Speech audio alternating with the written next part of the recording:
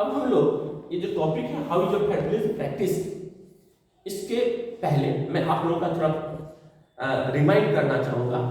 जैसा कि मैं कल बता रहा था आप लोगों को यूनियन लिस्ट, उसमें देखो बताया गया था देयर आर, देखिए जब हम लोग पढ़ रहे थे तो क्या बताया गया था, फेडरल सिस्टम दस has dual objectives. Federal system में दो पर्पस होता है रूल करने का। क्या दो पर्पस होता है? तो पहला तो होता है safeguard and promote the unity of country, देश की यूनिटी को की रक्षा करना। और दूसरा जो रीजनल डाइवर्सिटी है, ये भी है, हम यूनिटी के लिए रीजनल डाइवर्सिटी को भी नहीं खत्म कर सकते हैं और रीजनल डाइवर्सिटी के लिए यूनिटी को भी नहीं खत्म कर सकते हैं। यानी बीच का रास्ता अपना करके देश को चलाना होता है, जिसमें रीजनल डाइवर्सिटी भी अपने स्थान पे मेंटेन है और देश की यूनिटी भी मेंटेन है। अब देखेंगे हम लोग, जब देश आज़ादी की लड़ाई लड़ रहा था तो बहुत सारे नेताओं का ये था, जो देश जब आज़ाद होगा, जैसा कि हम लोग मैप में देखे कहीं नहीं आंध्र प्रदेश आपको मिलेगा, हैदराबाद सेंट्रल प्रोविंस मध्य प्रदेश नहीं मिलेगा। जब इसी आज़ादी के दौरान नेताएं सब बड़े बड़े नेता जब आपस में बात करते थे तो वो लोग आपस में करते थे, जब देश आज़ाद हो जाएगा तो हम लोग देश का जो राज्यों का निर्माण या देश का फिर से पुनर्निर्माण करेंगे, राज्यों का इस तरह बंटवारा करेंगे जिसमें एक लैंग्वेज बोलने वाले जो लोग हैं वह एक यूनिट में बना करके रहे।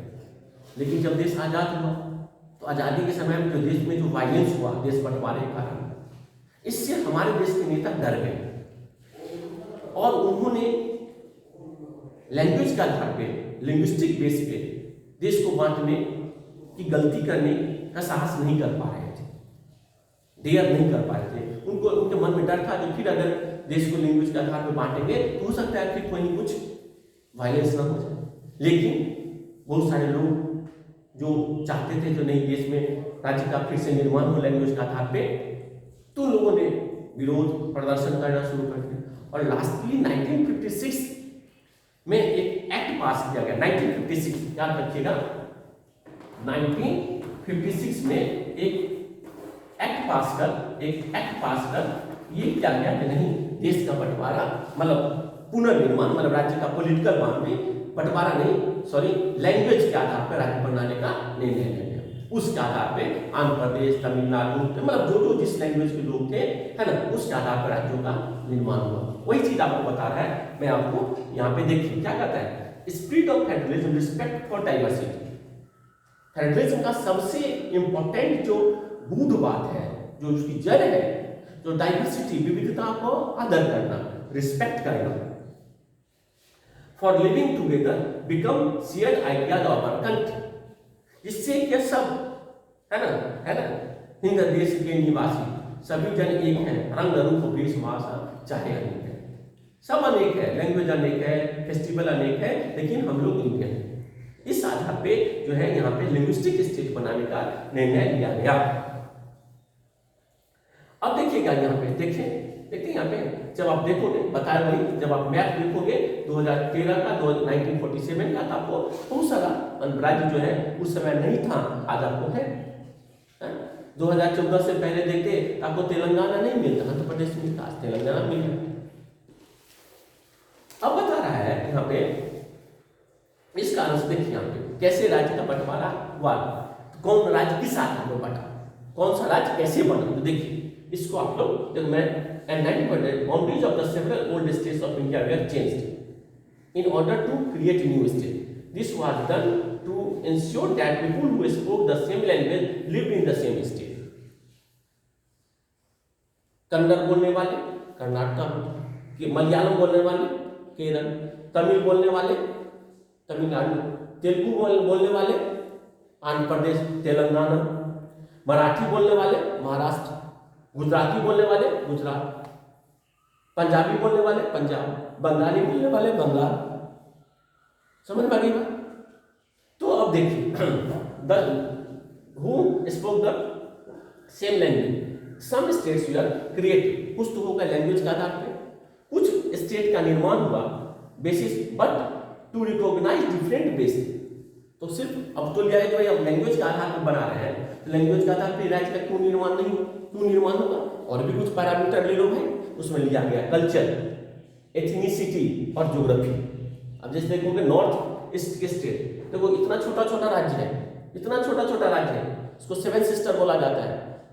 सेवन सिस्टर जो लीजिए, असम, मेघालय, अरुणाचल प्रदेश, नागालैंड, मणिपुर, मिजोरम, त्रिपुरा, ये सेवन सिस्टर एकदम छोटा छोटा राज्य है, लेकिन सबका जो है छोटे छोटे राज्य में असम का कल्चर अरुणाचल प्रदेश के कल्चर से बहुत ही अलग है, मेघालय का कल्चर अलग है, नागालैंड और मणिपुर का कल्चर अलग है। एथनिसिटी मतलब उनका जो रेशियल जो है जहां से वो आए हैं उनमें मतलब है, इस आधार पर यहाँ पे इन राज्यों का निर्माण किया गया। लैंग्वेज के आधार पर आपको आंध्र प्रदेश, तमिलनाडु, कर्नाटक, केरल इसका निर्माण किया गया, उड़ीसा का निर्माण किया गया। लैंग्वेज का आधार पूछ सकता है, name the state which formed on the basis of language in सब कल्चर और geography, this includes states like the Nagaland, Uttarakhand, है ना। अब ज्योग्राफी के आधार पे देखिए उत्तराखंड का ज्योग्राफिकल कंडीशन कुछ और अलग है, उत्तर प्रदेश का कुछ अलग है। उत्तराखंड पहले उत्तर प्रदेश का ही भाग था। अब देखिए बिहार और झारखंड, बिहार का और झारखंड अलग हो गया 2002, क्योंकि झारखंड का ज्योग्राफिकल कंडीशन कुछ और था, बिहार का कुछ और है। तो ये सब के आधार पे भी राज्य का बंटवारा हुआ। When the demands for the formation of states on the basis of language was raised, some national leaders feared that, तो पहले बता दिया, लेकिन ओवरऑल जो है लैंग्वेज के आधार पे, लैंग्वेज के आधार पे ही नहीं राज्य का निर्माण हुआ, पुनर्निर्माण, बल्कि है ना कल्चर, ज्योग्राफिकल यूनिटी मतलब जो डिफरेंस है उसके आधार पे भी जो है राज्य का निर्माण। बात को समझ में आई होगी?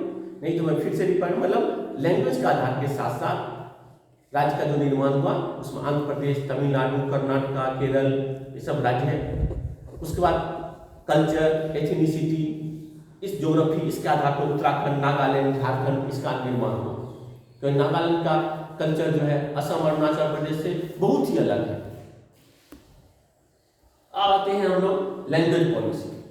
आज हमारे है ना शेड्यूल 8वीं अनुसूची, संविधान की अनुसूची में लगभग 22 लैंग्वेज, भारत के 22 लैंग्वेजेस को मान्यता प्राप्त है ना। आपके बुक में यहाँ पे इंडेक्स में देखिएगा ये लिस्ट बना करके दिया है, देख रहे हैं कौन लैंग्वेज कितने परसेंट बोले, असमी, बंगाली, बोडो, डोगरी, गुजराती, हिंदी, देख रहे हैं कन्नड़, काश्मीरी, कोंकणी, इतने लैंग्वेज रिकॉग्नाइज्ड है। जैसे देखिए तमिलनाडु में मतलब कोई भी आदमी अगर गवर्नमेंट जॉब करना चाहता है तो अगर वो हिंदी नहीं जानता है, तमिल नहीं जानता है, डोगरी जानता है, नेपाली भी है, नेपाली जानता है, तब भी वो अप्लाई कर सकता है। ओके, इसका आधार पर लिंग्विस्टिक लैंग्वेज। अब आते हैं लैंग्वेज पॉलिसी। देखिए beside Hindi there are 21 other language. इस तरह कितने हो गए? हिंदी को छोड़कर, हिंदी के अलावा 21 लैंग्वेज को और रिकॉग्नाइज किया गया है। 1965 में तो according to constitution the use of English for official purpose was no है ना to stop in 1965। 1965 में संविधान के द्वारा मतलब कानून के द्वारा इंग्लिश को ऑफिशियल लैंग्वेज के रूप में मान्यता देना रोक दिया गया था। लेकिन बहुत सारे साउथ स्टेट, तमिलनाडु, कर्नाटक उनका विरोध होने लगा, तो फिर जाकर के गवर्नमेंट जो है इसको वापस लिया। देखिए यहाँ पे the central government respond the agreeing to continue the use of the English। देखते हैं यहाँ पे however many non-Hindi speaking states demanded that the English continue to है ना Tamil Nadu this movement took a violent form। जब इस तरह के बोले ना, देखो डेमोक्रेसी है, गवर्नमेंट कुछ कर लिया लेकिन लोगों को उसको एक्सेप्ट नहीं हुआ, गवर्नमेंट को वापस लेना पड़ा और फिर से गवर्नमेंट को जो है ना सो मतलब इंग्लिश को हिंदी और साथ साथ इंक्लूड इंग्लिश कर दिया गया। इस तरह हम लोग देखा जो लैंग्वेज और के कहा जो हमारे देश में बहुत ही इंपॉर्टेंस दिया गया, किसी भी लैंग्वेज को कमजोर समझा गया। तो हमारे देखेंगे कि बहुत कम लैंग्वेज, बहुत ऐसी भी लैंग्वेज जिसको बोलने वाले बहुत कम है, फिर भी उनको मानता है ना। ओके, फिर हम लोग जो है ना आगे आप देखेंगे जो कैसे फिर ये जो फेडरलिज्म और मजबूत हुआ, जिसमें कार्टून सब कुछ है, और फिर हम देखेंगे जो डिसेंट्रलाइजेशन कैसे हुआ, विकेंद्रीकरण क्या होगा कैसे हुआ, उसको हम लोग फिर अगले टॉपिक में देखेंगे डिसेंट्रलाइजेशन इन इंडिया। ओके, आप लोग पावर देख, तो यहाँ पे पहले पावर एक हाथ में होता था, एक कोई सुपर लीडर होता था, तो थोड़ा फेडरलिज्म उतना मजबूत नहीं था। लेकिन 1989 के बाद जब कोलिएशन गवर्नमेंट बनने लगी, जैसा कि यहाँ पे देख रहे हो, है ना, कोई भी सेंट्रल में कोई ऐसी पार्टी नहीं होती थी, मजबूत होती थी, उनको रीजनल पार्टी से सपोर्ट लेना पड़ता था, तो पावर को डिसेंट्रलाइज करना पड़ा। अब उनको बहुत ही सोच समझ करके ऐसे ही कॉमन काम करने पड़ते थे, वर्क करने पड़ते थे, जिसपे लगभग मैक्सिमम लोग एग्री होते थे। सब तो नहीं हो सकता, लेकिन मैक्सिमम एग्री होते थे, क्योंकि कोलिएशन गवर्नमेंट थी और गवर्नमेंट को चलाने के लिए सबको साथ लेके चलना पड़ता। सभी छोटे छोटे और भी बहुत सारी पॉलिटिकल पार्टी, जैसे आप लोग देख सकते हैं यहाँ पे, देखते हैं coalition.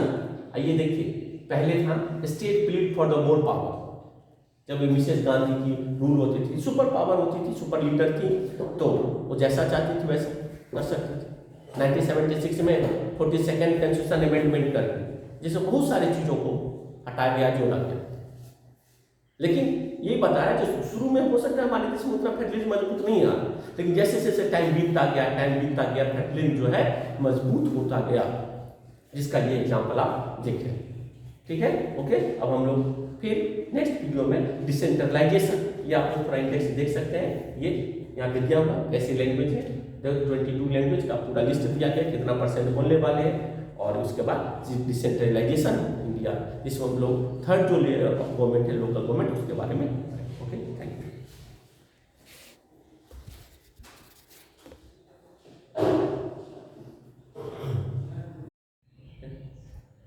Good morning, student. Today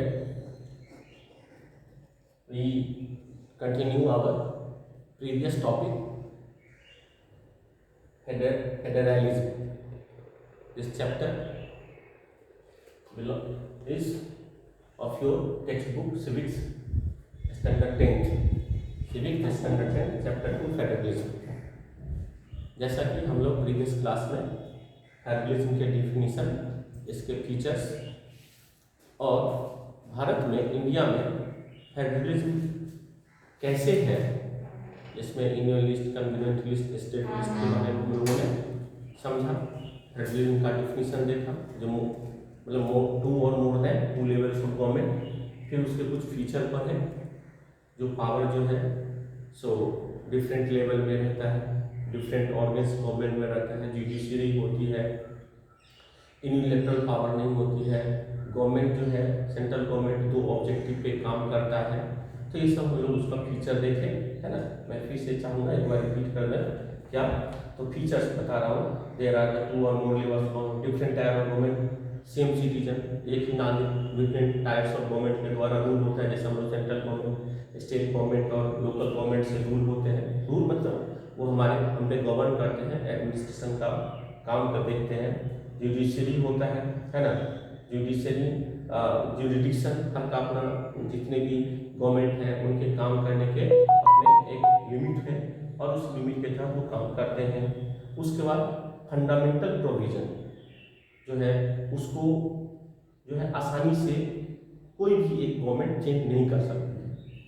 courts have the power to interpret, court जो है अगर लगा किसी को भी, जो भाई जैसे आप देखे होंगे अभी CA और NRC या कुछ ऐसा हमारे देश में गवर्नमेंट ने कानून बनाए, तो लोगों को लगा कि कानून गलत है या सही है, तो लोग सुप्रीम कोर्ट में गए। उसी प्रकार सोर्स ऑफ रेवेन्यू जो है उसका डिस्ट्रीब्यूशन होता है। फेडरल में गवर्नमेंट 2 ऑब्जेक्टिव पे काम करता है, ओके, इसमें देश की यूनिटी को भी मेंटेन करना है और रीजनल डाइवर्सिटी को भी मेंटेन करना है। उसमें हम लोग देखा कमिंग टुगेदर और होल्डिंग टुगेदर को देखा।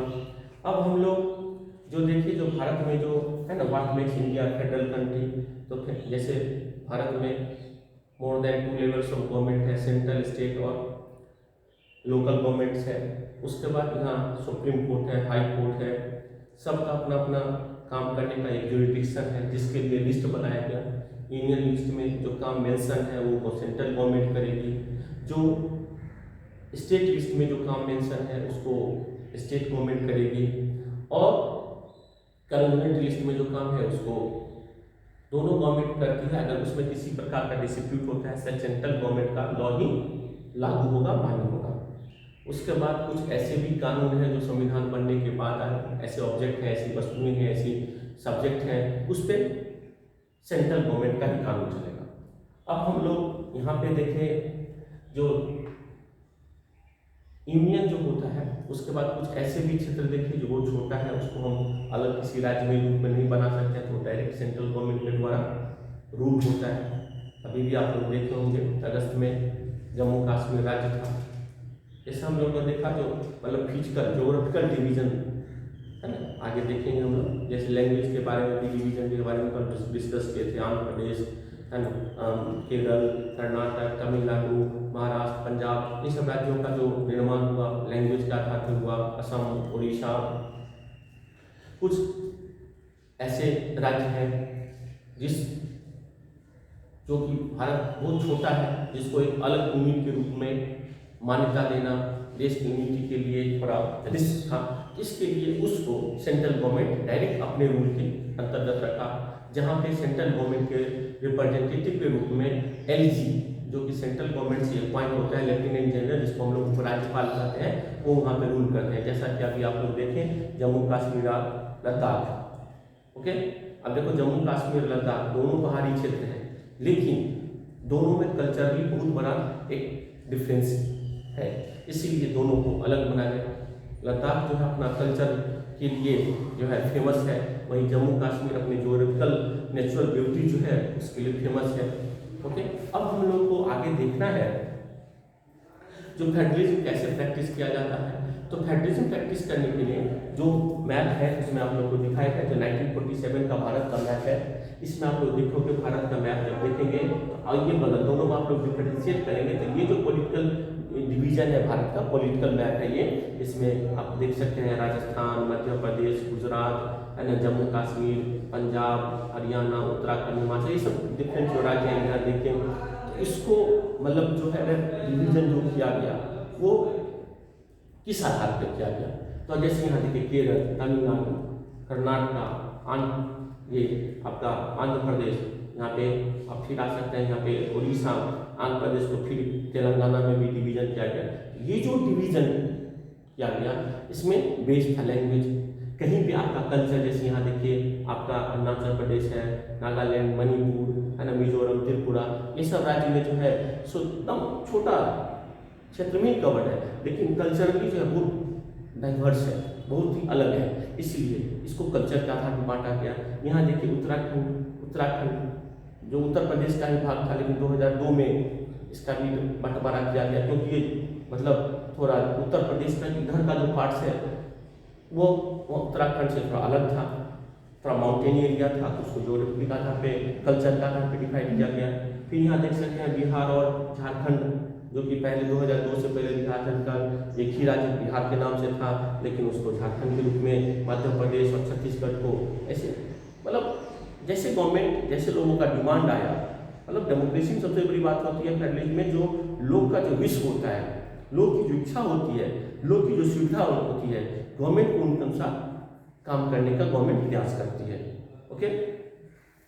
अब हम लोगों ने देखा जो लैंग्वेज, भारत में जो लैंग्वेज पॉलिसी, तो भारत में किसी एक लैंग्वेज को, वैसे जैसे कि देखा गया तो 40% या उससे अधिक मोर देन 40 या 40% से अधिक लोग भारत में हिंदी बोलने वाले हैं, लेकिन इसके लिए गवर्नमेंट 1965 में ये प्रयास भी किया कि नहीं भाई हिंदी को मतलब गवर्नमेंट का ऑफिशियल लैंग्वेज उसमें मान्यता दिया जाए, लेकिन साउथ के लोगों में ये आया भाई वो लोग उतना हिंदू से थोड़ा गेट टुगेदर नहीं है, दिक्कत है, बोलते ही हैं, ऐसी बात नहीं है, लेकिन फिर भी लोगों ने विरोध किया, तो गवर्नमेंट को ये चीज़ रियलाइज करना पड़ा कि भाई नहीं सही है, तो फिर उसे वापस लिया गया और हिंदी इंग्लिश दोनों को ऑफिशियल लैंग्वेज ग्रुप में मान्यता दिया गया, और उस राज्य में वहाँ की एक लोकल भाषा जो है वो भी ऑफिस लैंग्वेज में आप लोग काम कर सकते हैं।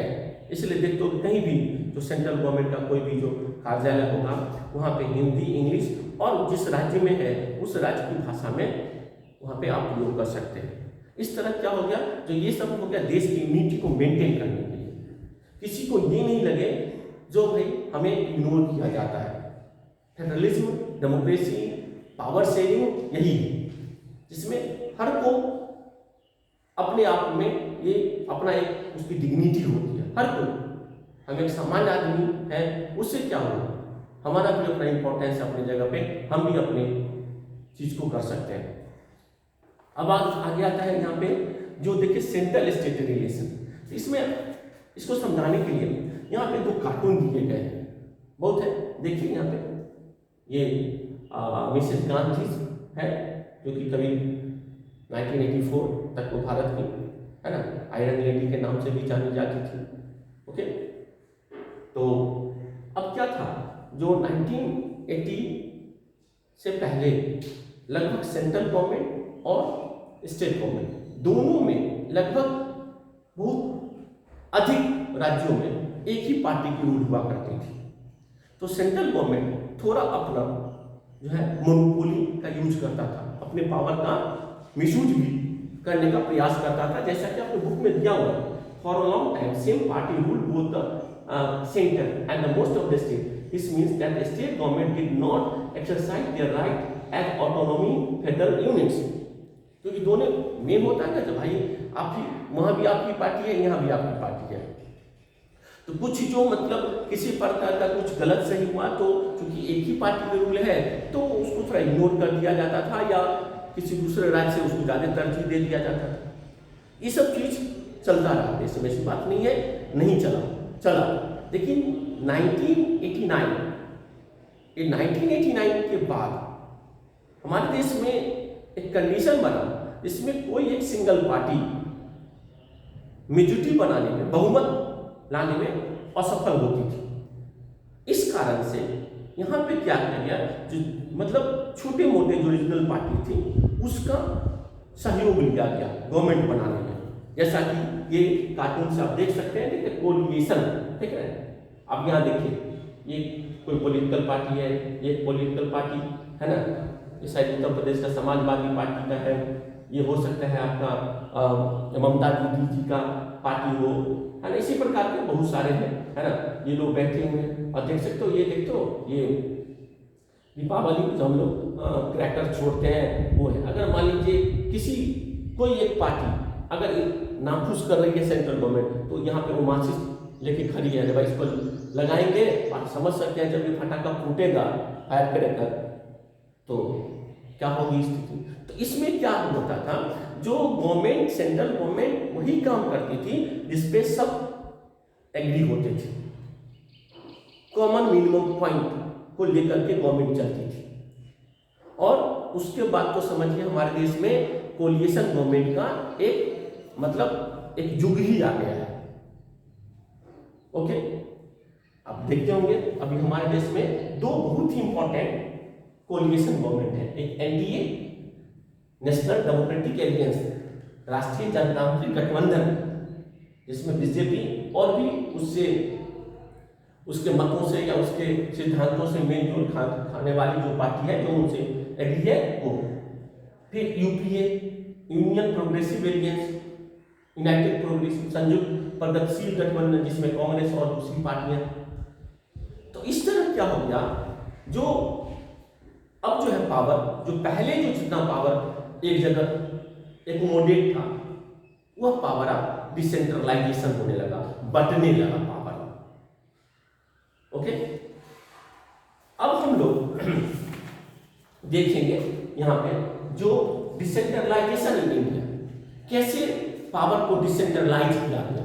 डिसेंट्रलाइज मतलब सेंट्रलाइज मतलब एक जगह पावर को केंद्रित करना, एक जगह एकत्रित करना, और डिसेंट्रलाइज मतलब पावर को डिस्ट्रीब्यूट करना, विकेंद्रीकरण।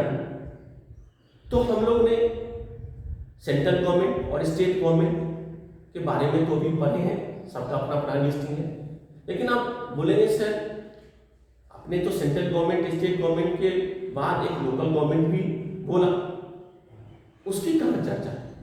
तो हम लोग अब वहीं पे आते हैं, डिसेंट्रलाइजेशन। अभी आप लोग सुने होंगे 24 अप्रैल, जो भी तुरंत उस दिन आप लोग सुने होंगे, जो 24 अप्रैल को पंचायती राज डे पूरे भारत में मनाया जाता है। अब इसमें क्या हो गया, जो मतलब सबसे हमारे पूरे देश में बहुत सारे गाँव हैं, और उस गांव में बहुत सारी संख्या रहती है लोगों की, तो मेन पावर तो वहां पे होना चाहिए ना, उनका अपना अपना अलग प्रॉब्लम है। तो गवर्नमेंट, सेंट्रल गवर्नमेंट या भारत की सरकार या भारत की जो जितनी भी पार्टी सोची जो नहीं भाई हमें पावर को वहां देना चाहिए जहां की जरूरत है। इसलिए गवर्नमेंट ये सोची जो भाई डायरेक्ट हम बहुत कुछ चीजों को अब उनको लोकल गवर्नमेंट होते हैं। जैसे आप लोग याद होगा बेल्जियम में कम्युनिटी लेवल ऑफ गवर्नमेंट, जहाँ की एजुकेशन, कल्चर और लैंग्वेज ये 3 राइट वहाँ के गवर्नमेंट को दिया गया, कम्युनिटी गवर्नमेंट को बेल्जियम में। तो भारत में ऐसी बात नहीं थी, पंचायतें नहीं थी। हम लोग को याद है, हम लोग भी किसी गांव में जाते हैं तो वहाँ पे हम लोग को याद है पूरे बिहार में 1980 में इलेक्शन हुआ था पंचायत का, इसमें मुखिया या सरपंच जो भी होता था 1980 में, है ना। लेकिन 1980 के बाद भारत में मुखिया सरपंच का इलेक्शन नहीं हुआ। कब हुआ? 2001 में, यानी 20-21 वर्ष तक भारत में लोकल लेवल के इलेक्शन नहीं हुए। गांव में पंचायत, शहर में नहीं, शहर में नगर निगम जहाँ पे म्यूनिसिपल कॉर्पोरेशन या म्यूनिसिपलिटीज है वहाँ पे होता था, क्योंकि शहर में तो जानते हो पढ़े लिखे लोग होते हैं तो वहाँ पे थोड़ा लोग सजग होते हैं, लेकिन गांव में नहीं हुआ 1980 के बाद से। तब 1992 में हमारी सरकार, यहाँ पे देखिए क्या हुआ है, major step towards decentralisation was taken in 1992 में कॉन्स्टिट्यूशन को अमेंडमेंट करके ये कंपलसरी बनाया गया जो हर राज्य में निश्चित अवधि जो 5 ईयर्स का है लोकल गवर्नमेंट का इलेक्शन जरूरी है, कंपलसरी है, अनिवार्य कर दिया गया। नहीं तो ग्रामीण विकास के लिए जो फंड दिए जाते हैं राज्यों को सेंट्रल गवर्नमेंट से वह नहीं दिया जाएगा। ऐसा इसलिए हुआ जो राज्यों को जो ग्रामीण विकास के लिए फंड दिए जाते थे वह सालों का साल पड़ा रहता था, खर्च नहीं होता था और अंत में वो सेंट्रल गवर्नमेंट को वापस चला जाता था। तो गवर्नमेंट सोची क्यों हम लोग पढ़ोगे मनरेगा, महात्मा गांधी रोजगार गारंटी योजना, जिसमें क्या हुआ तो 100 दिन 100 डेज के काम का गारंटी दिया गया, रोजगार गारंटी। तो हम जानते हैं जो हमारे देश में सीजनल अनएम्प्लॉयमेंट होता है, जो कुछ सीजन होता है जिसमें लोगों को रोजगार मिलता है, लेकिन कुछ ऐसे महीने होते हैं जिसमें रोजगार लोगों को रोजगार नहीं मिलता। इसके लिए तो अब हम लोग आते हैं यहाँ पे देखो state in India as a large and independent country of Europe. अब देखोगे यहाँ पे तो many of the states are internally very diverse, there is a need for the power sharing within each state. अब देखो ना अपने बिहार में देखो, उत्तर प्रदेश में देखो, हम तो देश की बात करते हैं, हमारे राज्य ऐसे हैं जिसमें डाइवर्सिटी है। इंडिया में जितना पूरे देश में डाइवर्सिटी है उतना डाइवर्सिटी किसी राज्य में है। उत्तर प्रदेश में देखिए, पश्चिम उत्तर प्रदेश, बुंदेलखंड, ये सब जैसा उत्तराखंड भी उत्तर प्रदेश में था पहले, तो इसी डाइवर्सिटी के कारण उसको फिर अलग किया गया।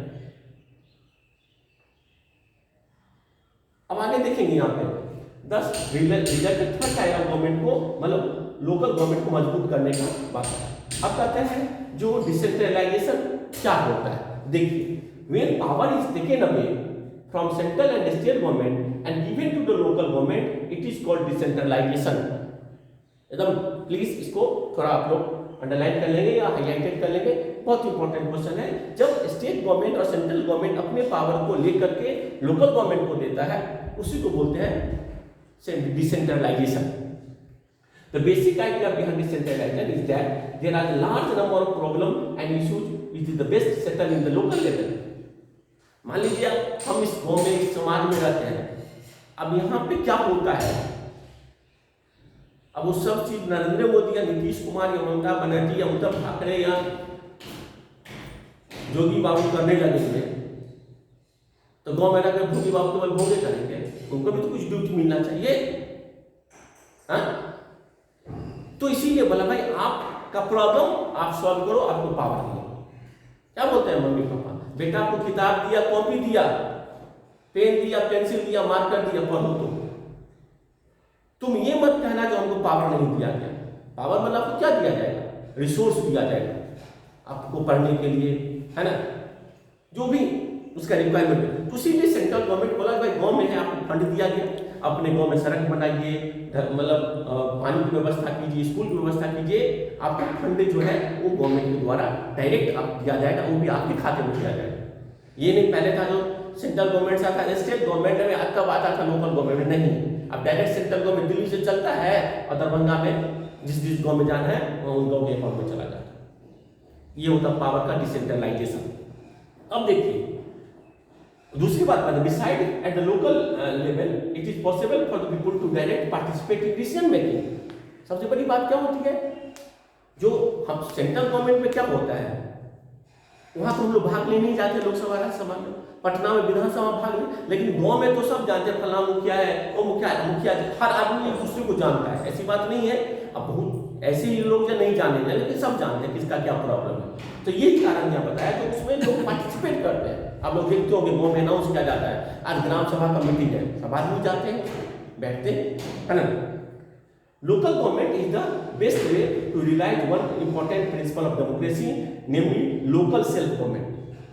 ओके, अब ये सब इतना इसका इंपॉर्टेंस था, फिर भी गवर्नमेंट ये चीज नहीं कर पा रही थी। इसलिए 1992 में एक मेजर स्टेप लिया गया, संविधान में अमेंडमेंट किया गया। The constitution was amended to make the third tier democracy more powerful and effective. अब तो लेकिन ये जो था मैं बताया ना, ये जो पंचायती राज था, ये स्टेट गवर्नमेंट का मामला था। अब उस स्टेट पे मन था उसका, चुनाव कराएं नहीं कराएं, क्या कराएं नहीं कराएं, सेंट्रल गवर्नमेंट उसको इतना प्रेशर नहीं कर पाती थी। तब 1992 में कॉन्स्टिट्यूशन का अमेंडमेंट करके ये मैंडेट किया गया, मैंडेटरी बनाया गया, अत्यावश्यक बनाया गया कि नहीं भाई आपको you have to conduct election at the local level, जिसका पहला फीचर दिया। Now it is constitutional mandatory to hold regular election to local government. Regular मतलब रोज नहीं होगा, मतलब जिसका अवधि जो 5 वर्ष का उस पर होगा। उसके बाद सीट्स आर रिजर्व,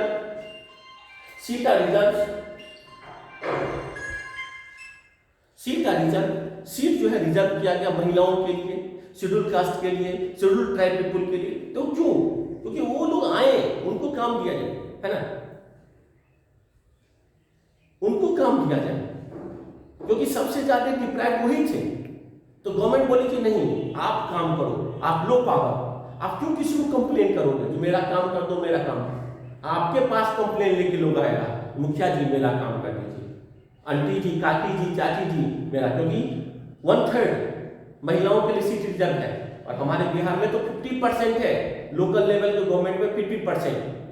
इसीलिए आप मुखिया जी आपको ज्यादा मिलेंगे, भले ही वो पेपर वर्क में ही हो, भले ही बाहर में है ना वो उनका पावर लेके मुखिया है ना, मुखिया पति ही काम कर रहे हैं, वो अलग बात है, लेकिन ऑन पेपर पावर उन्हीं का। ओके, देखिए seats are reserved in the elected bodies and executive heads of the these institution, schedule caste, schedule tribe and other backward caste. उसके बाद देखिए और उतना एटलीस्ट 1/3, ये एटलीस्ट कम से कम, तो हमारे राज्य में इसको 50% किया गया। An independent institution called state election. देखिए राज्य में इलेक्शन होगा, विधानसभा का इलेक्शन होगा, विधान परिषद का इलेक्शन होगा, एमपी का इलेक्शन होगा, सारा election commission central government election जो दिल्ली में है वो कराएगा। लेकिन राज्य में जो इलेक्शन होगा ये लोकल लेवल का, वो राज्य, इसलिए एक मतलब राज्य इलेक्शन मतलब राज्य स्तरीय चुनाव आयोग की स्थापना की गई, जो इनका काम है ये लोकल गवर्नमेंट का इलेक्शन करवाना है। एंड उसके बाद state governments are required so share power and revenue with the local government. जिस प्रकार सेंट्रल गवर्नमेंट अपने रेवेन्यू को शेयर करती है स्टेट गवर्नमेंट से, उसी प्रकार स्टेट गवर्नमेंट को इंस्ट्रक्शन दिया गया अपने रेवेन्यू को शेयर करे वो किससे, लोकल गवर्नमेंट से। अब rural government is popularly known as the name of panchayati Raj.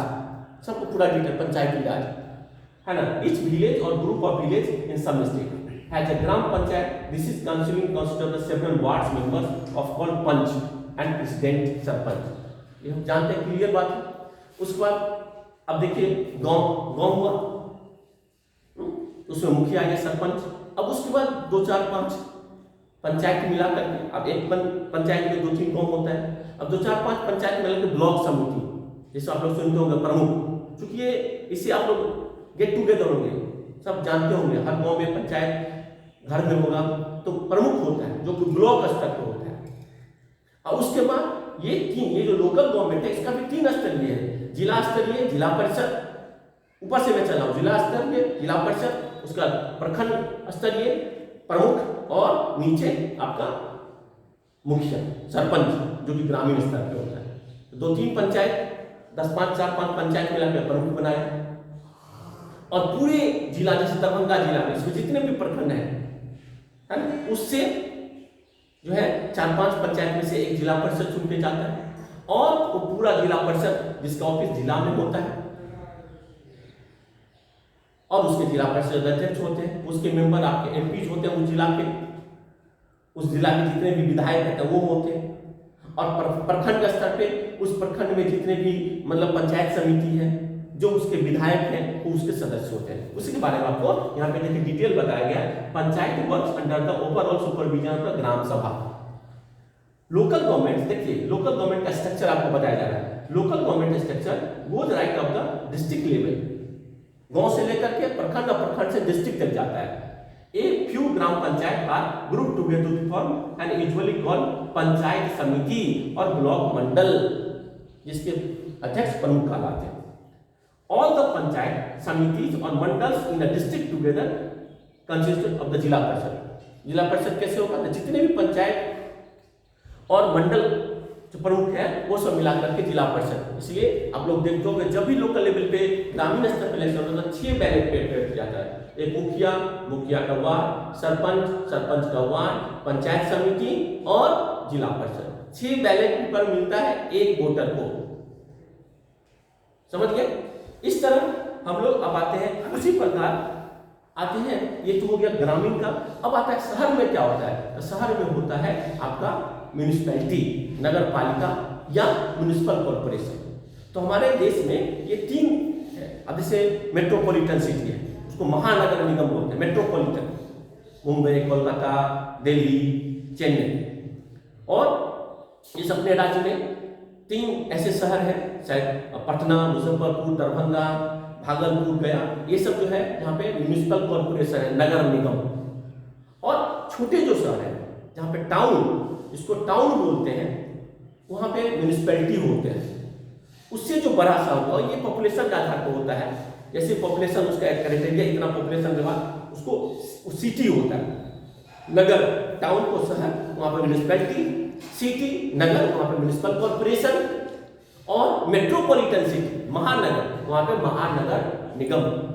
Okay, यहाँ पे बताया जाता है जो हमारे देश में कहता है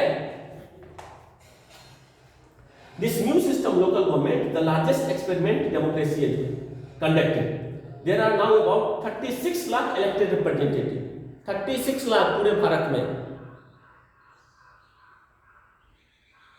बहुत सारे देश होगा विश्व में जिसको इतनी जनसंख्या होगी, वहां पर इतना लोग चुन के आते हैं। रिप्रेजेंटेटिव है 36 लाख। देखिए 36 lakh elected representative in the panchayat and municipalities all the over country. This number is bigger than the population of many countries in the world. ये बहुत बड़ी बात है। इसलिए आप देखते होगे हर घर घर सबसे, मतलब एक गांव में आप जाओगे, एक अनएजुकेटेड इलिटरेट महिला है ना, बुजुर्ग बोलेंगे हमको कार्ड है, हमको राशन कार्ड है, हमको ये मिलना चाहिए, हमको ये मिलना चाहिए। मतलब उनको भी देखिए इन्फॉर्मेशन, पहले क्या था, इन्फॉर्मेशन का अभाव में लोग कुछ नहीं जान पाते।